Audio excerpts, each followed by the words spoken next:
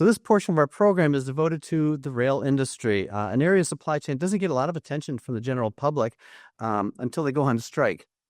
But it's actually essential to the U.S. economy, contributing to about $1 billion a day to the U.S. economy.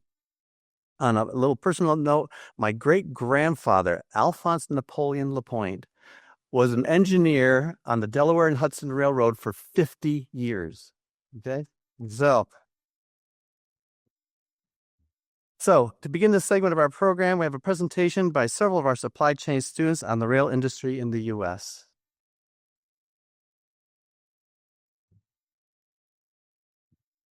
We wanted to start by thanking you very much for staying until the end of the program. I know it's getting late, and we're very excited to be here, setting the stage for our next presenters and sharing some of our thoughts about the railroad industry.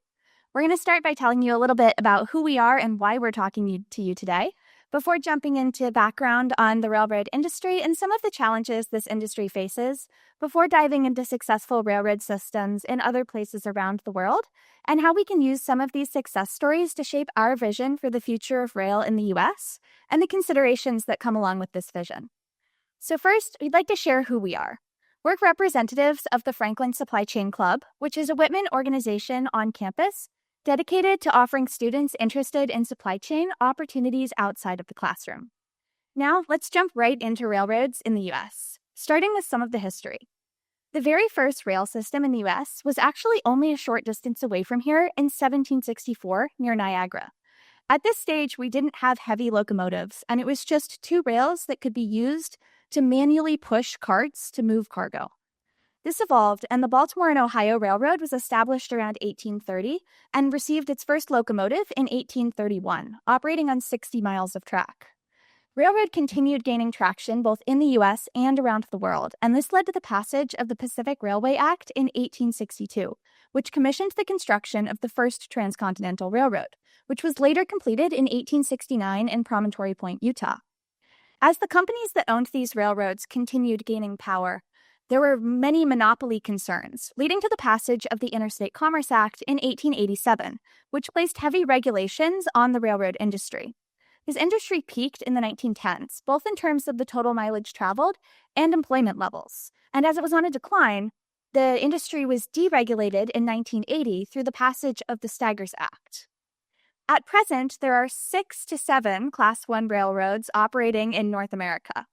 These are defined as earning a little over $1 billion in revenue annually and are responsible for approximately 3% of U.S. GDP. The railroads we've highlighted in blue all transport primarily freight and operate only in the U.S. Amtrak is often excluded from this list as it isn't a freight carrier and it's government-owned, but we did include it due to its revenue that it takes in. We've also highlighted 2 railroads in red. Both of these are based in Canada, but they do operate significant track in the U.S. We also wanted to compare some of the stats comparing freight and passenger railroad. Unfortunately, the most recent data we could find was from 2020, as released by the Surface Transportation Board, which seemed in part to be due to the government shutdown, flashing bright red errors every time you opened up the data on their website. So from this, we were able to find that the profit in the freight is over $20 billion, and they're responsible for the majority of the miles traveled on U.S. railroad tracks. In contrast, passenger rail, which we've represented by Amtrak, is actually operating at a loss of over $1 billion.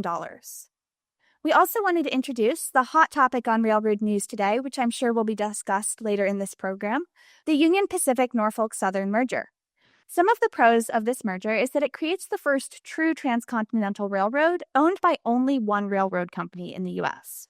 This means that we can eliminate interchange bottlenecks, which occurs when you have freight traveling from one side of the country to the other, and he needs to switch from one railroad company to another at interchange points. For this case, all of these points where the gold and black lines intersect on this map. However, there are some cons that stem back to the passage of that Interstate Commerce Act.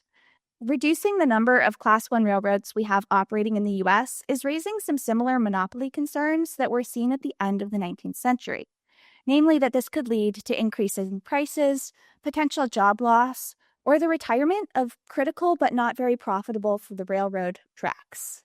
Now I'd like to pass it over for industry challenges. All right, let's talk about some challenges that the rail industry is facing today. First off, we got the infrastructure ownership. All right. Railroads in the U.S. are all privately owned, and so is the infrastructure that they rely on. This means when it comes to footing the bill, they are responsible for 100% of upgrade and maintenance costs. In contrast, the trucking industry relies on federally funded highways, the air industry relies on federally funded airports, and systems such as air traffic control and the TSA, and the government also maintains all waterways within the U.S. for shipping vessels. Now, before we move on, let's talk about precision scheduled railroading, or PSR for short. PSR is an operational model that was commonly adopted by railroad companies around 2010. It's designed to lean up the rail systems and reduce the number of late shipments. It does so by creating longer but heavier passenger freight trains and reducing the total departures. This leads into the next challenge, the pressure to show profit. Wall Street performance for railroad companies has significantly increased in 2010 and onwards since the implementation of the PSR model. And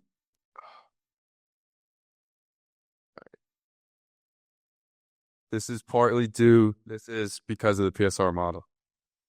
However, heavier trains used within the PSR model adds additional stress to the already aging infrastructure, and this in turn increases maintenance costs. Furthermore, if the railroad is preoccupied with profit, naturally, they have to limit spending on new innovations and R&D. The last challenge we'll be looking at is the freight-passenger conflict. Freight and passenger rail operates on the same tracks, which are all owned by the freight companies. While the Rail Service Act of 1970 indicates that passenger rail should be given priority on these tracks and the right of way, this law is often violated. Freight companies have been caught violating this act in the past before to prioritize their own shipments to make sure that they arrive on time for their customers. Congestion on the tracks also occurs when these fast passenger trains get stuck behind these long and slow-moving freight trains, which causes poor performance and a buildup in delays. After looking at the history of U.S. rail and some of the challenges that the industry has been facing, now let's take a look at some of the rail systems in other parts of the world. First, we will be focusing on passenger rail. And before I dive into the comparisons, I would like to start by briefly stating what each of these categories means. Coverage tells us the geographical reach that the network covers, where accessibility tells us whether these locations are located within major populated areas. Reliability measures their ability to be on time, which is usually measured by average delays, and speed tells us how fast their fastest system can operate at. Finally, innovation tells us how modern the infrastructure is and also whether the country has been constantly trying to implement new technology. Now, when we look at the table, we could see that overall, the global rail systems, specifically those in Singapore, Japan, China, and the EU, they all seem to perform fairly well in all of these categories, with the US showing more areas for improvements. And now when we look at it country by country, we could see that Singapore is actually a leader in passenger rail in all of these aspects except for speed. Due to the smaller size of the country, although they do have a highly integrated light rail system, they do not have a high-speed rail. Japan, China, and EU, they are all leaders in passenger rail. And when we look at the US, we could see that they are lagging a little behind in terms of reliability due to longer average delays, especially when we compare it to Japan, where average delays are measured in seconds. Finally, the reason we assign a red flag for innovation here is largely due to the issue of aging infrastructure and also the lack of high-speed rail development. Although there are projects like the Florida Brightline and also Amtrak's NextGen Acela that was just launched a few months ago, there is still a long way to go. Moving on to the rail system used to move freight, we could see that opposite of what we just saw for passenger rail, the US is actually one of the leaders here, along with China, having one of the best rail systems for moving freight. And once again, before I dive into the comparisons, I would like to briefly say what some of these categories mean. Long-haul freight tells us their ability to transport goods over extended distances, typically defined as those that are over 250 miles. Intermodal capability tells us their ability to transport goods using 2 or more modes of transportation. So in our case, it would be connecting truck or ship with rail. Finally, innovation here focuses on improvements in technology and operation models. So now when we look at the US, we could see that along with China and Russia, they move some of the highest volume of freight. And another thing we'd like to point out here is that the US actually does a way better job for innovation here for the rail systems used to move freight compared to moving passengers. This is because they do have great heavy haul technology and they also utilize PSR like we just mentioned. However, they are lagging behind in terms of speed, which is also the same issue that Russia has, since speed is not what these countries are prioritizing in. Finally, when we look at the EU, we could see that they don't move as much freight and they tend to travel in shorter distances.